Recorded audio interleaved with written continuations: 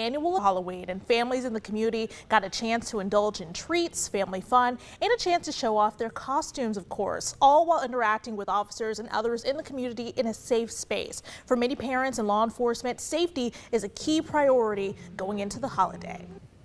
And just to be able to be somewhere where you know that is more people out that's for the community, is not all about violence. They are here for the community to help us out with small things like this, you know. This event is important to show collaboration between the community and law enforcement. You know, so a lot of times when law enforcement and community members get together, it's not always a good time, but we want to have a good time. We want to work together and show that you can be safe, and then the officers in a different light. So Officer Bonner says the best advice for parents during Halloween season is to go with their children to trick or treat, keep them inside, and make sure you inspect their candy. Well, more Americans ever than before are celebrating Halloween this year. They're also spending a record-breaking amount of money this year. Cole Higgins has 5 tips to celebrate without scaring your budget. A spooky and pricey holiday. Total Halloween spending is expected to reach a record $12.2 billion this 2023. That's according to an annual survey from the National Retail Federation. But experts say you can still have a fun All Hallows Eve without overspending. Well, you definitely want to be the house with the good candy, right? Jessica Allen from Living Well Spending Less has 5 tips to help you save money. The first step is to make a budget and stick to it. It doesn't take a lot of time to do this, 10, 15 minutes. According to the NRF survey, the average consumer plans to spend a record $108.24, and the biggest increase in spending came from costumes. To save, Allen recommends reaching out to your community on social media or within your neighborhood and swapping costumes. There is no reason that you can't go cheaper or even no cost at all on costumes. When it comes to candy, Allen says don't wait until the last minute to shop to avoid impulsively buying items right off the shelf. The NRF says total spending on decorations is expected to reach nearly $4 billion this year. So how do you trim that cost? Resist the urge to get into a decor contest in your neighborhood. Use what you have. Don't go overboard. And if you're hosting a Halloween party, go potluck. Who can get the snacks? Who can get the ice? Who can get the drinks? Combine those receipts and split the cost evenly. All right, some good advice there. One man was left with serious injuries after a shooting near the Orange Mound Community Center this afternoon. Memphis police say the shooting happened on Park Avenue today just before 1 o'clock. One man was shot and taken to the hospital. Police did not provide a description of a suspect, but if you know anything about this investigation, make sure you call Crime Stoppers at 901-528-CASH. And we're switching over to DeSoto County now. If you were driving southbound on I-55 earlier today, you may have seen a large backup. The DeSoto County Sheriff's Department tells us deputies were responding after a body was found south of Slocum Road around 11:30 today. They tell us a citizen found the body of a young Hispanic man. It's not clear if any foul play is involved or if he was hit by a vehicle. If you have any information on who this might be, make sure you reach out to the Sheriff's Department. And we're also learning more about an accidental shooting late last night, rushing a 2-year-old child to the hospital with serious injuries. The Shelby County Sheriff's Office tells us the little boy got a hold of an unsecured gun and shot himself in the face. Deputies say this happened around 10:15 last night on Garnet Road near Woodstock-Cuba Road in Millington. He remains at Le Bonheur Children's Hospital, and as of this morning, his condition is improving. And a month ago, multi-agency investigation led to the arrest of 8 people. Memphis police say these suspects face numerous drug and gun charges. In September, detectives with the multi-agency gang unit received several complaints regarding a house on Hamilton Street in South Memphis. The complaints included drug and gang activity. And on Thursday, Memphis police say they executed a search warrant finding guns, drugs, and ammo inside of the home. Police say a Dodge Charger that was reported stolen in August was also parked in the front yard. Well, well-needed rainfall is finally falling in portions of the Mid-South. I'll have the details of how long this rainfall is going to be sticking around and who's going to be seeing the greatest amounts all coming up. And still ahead, the search for the Lewiston shooting suspect has come to an end. What officers found in the search while taking a sigh of relief. And the House of Representatives is now back in business. The task the new House Speaker has to tackle to avoid a government shutdown.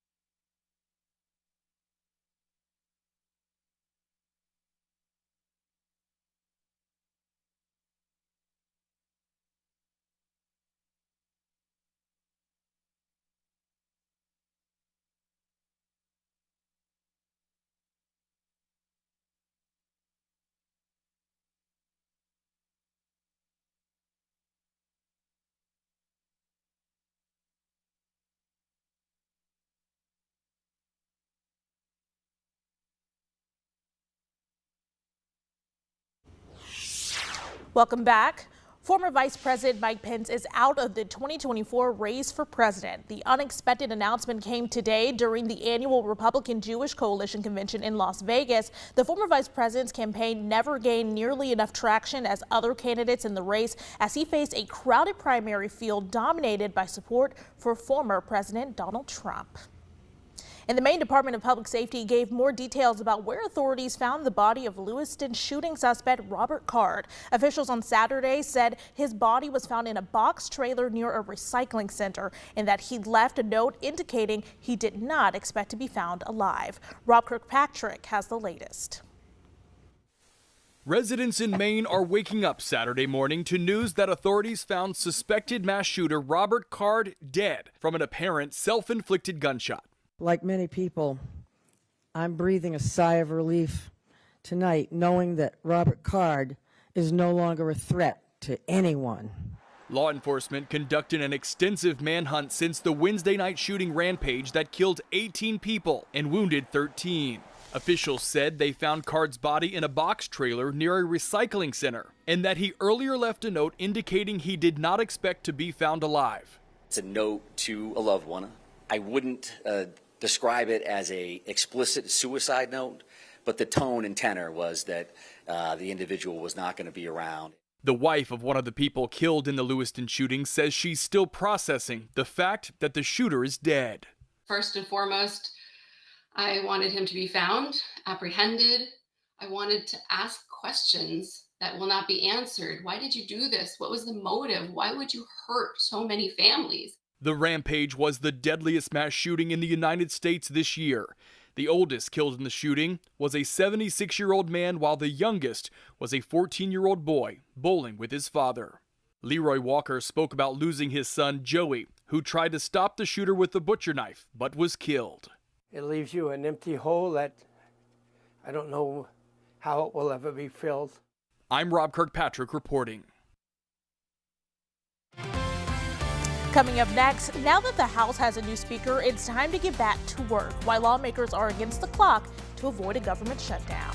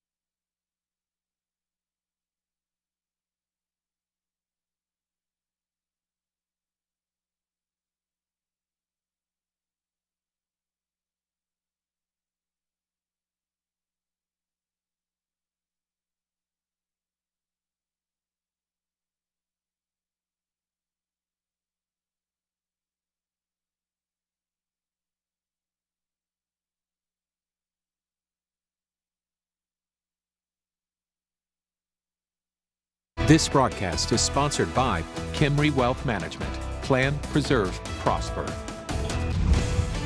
You're watching Action News 5 at 5.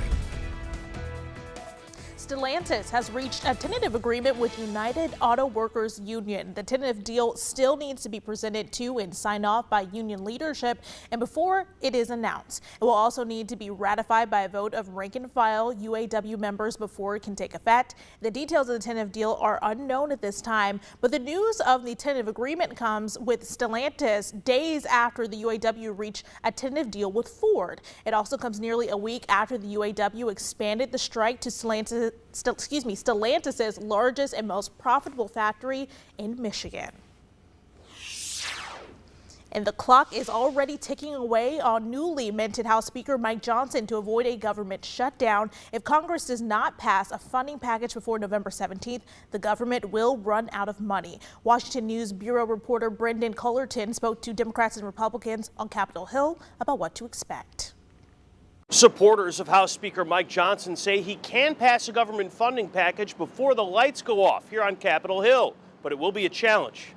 The People's House is back in business. When Louisiana Republican Mike Johnson received the Speaker's gavel, he inherited a House just weeks from a government shutdown, but Republicans remain confident. He's got a plan of action in place. Lawmakers expect Johnson to target a short-term spending measure. Republican Harriet Hageman wants at least some of the government to be funded through longer-term spending bills. I think that puts the House in the best position possible to actually get some cuts in spending. Any plans would need approval from the Democratic-controlled Senate and President Joe Biden, with Johnson needing to get up to speed in his new role. I'm hearing from folks all over the conference that are talking about let's get our work done, work as hard as we can, but, we've lost 3 weeks here with this entire speaker changeup. Democrats in the House are concerned at the level of spending cuts Johnson might push and worried there is not much time to negotiate. We've got to look at this calendar and get real serious and see that the times, they say in the old church, time is winding up here. Lawmakers also hope to pass a military aid package to Israel as soon as possible. In Washington, I'm Brendan Cullerton.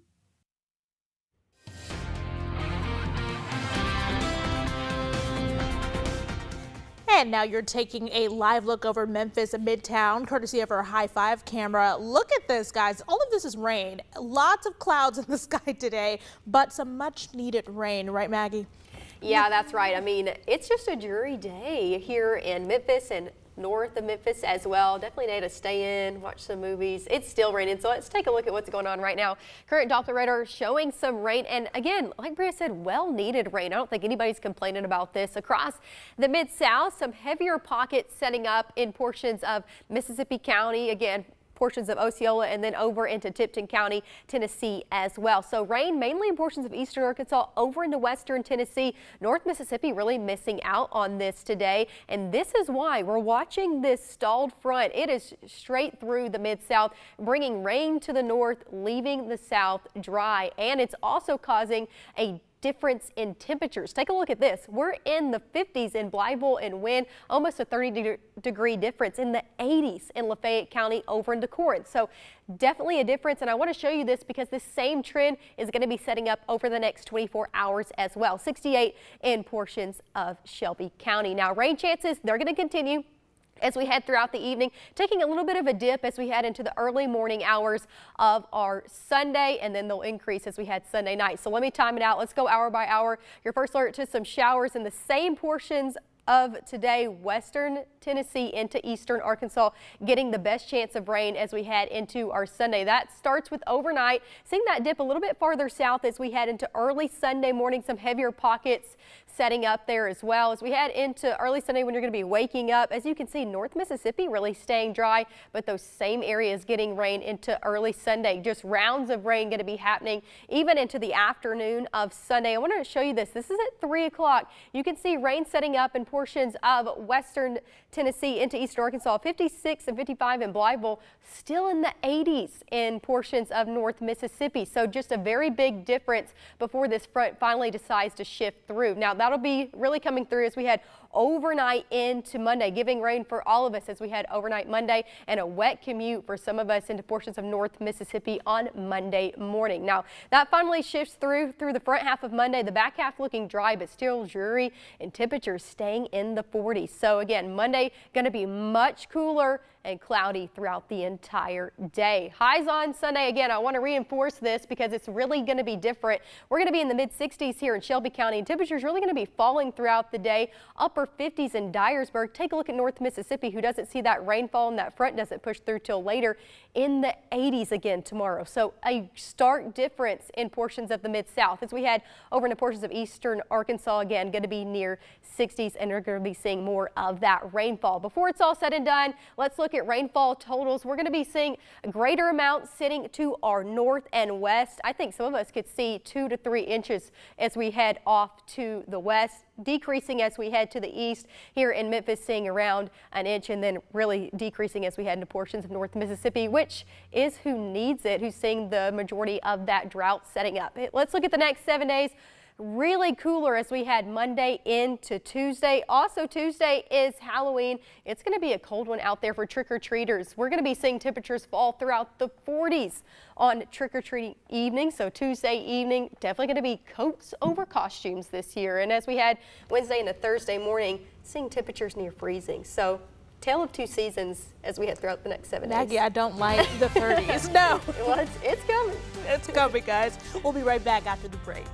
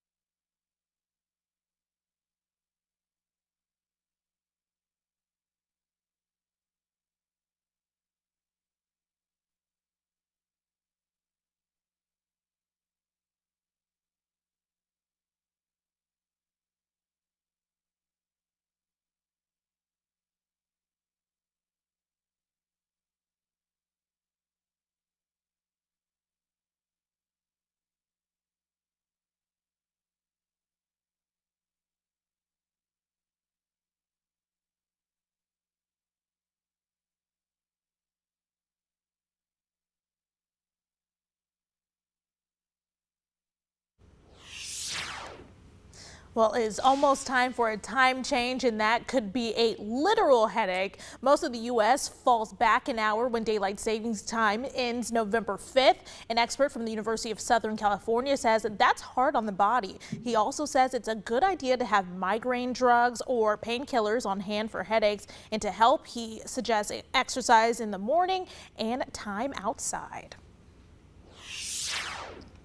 Well, check this out. Grab your golf buddies and your jackets. Topgolf Memphis is now open. The new entertainment center has 72 climate-controlled golf bays, so you can now enjoy time with your friends in any type of weather that comes to the Bluff City. Topgolf staff and city leaders cut the ribbon on the business at 3450 South Germantown Road yesterday, with hopes the new venue will bring more excitement to the Memphis area.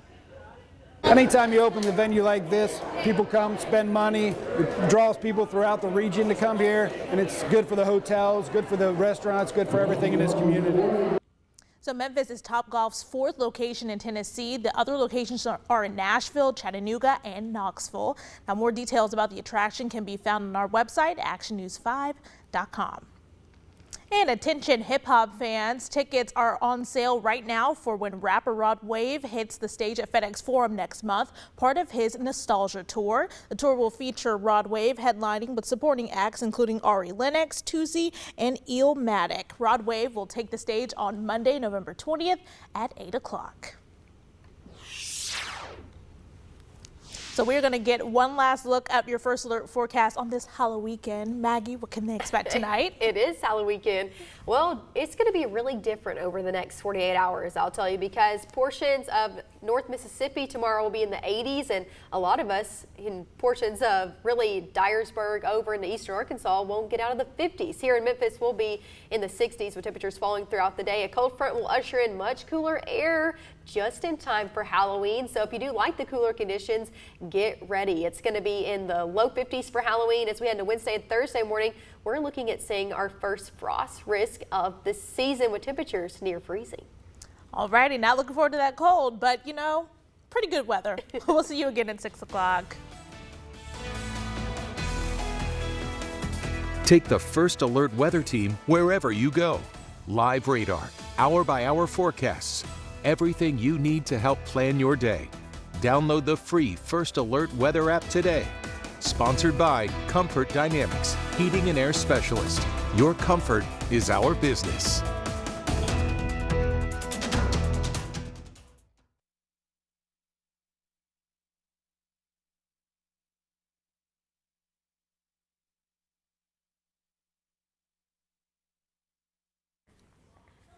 Come in.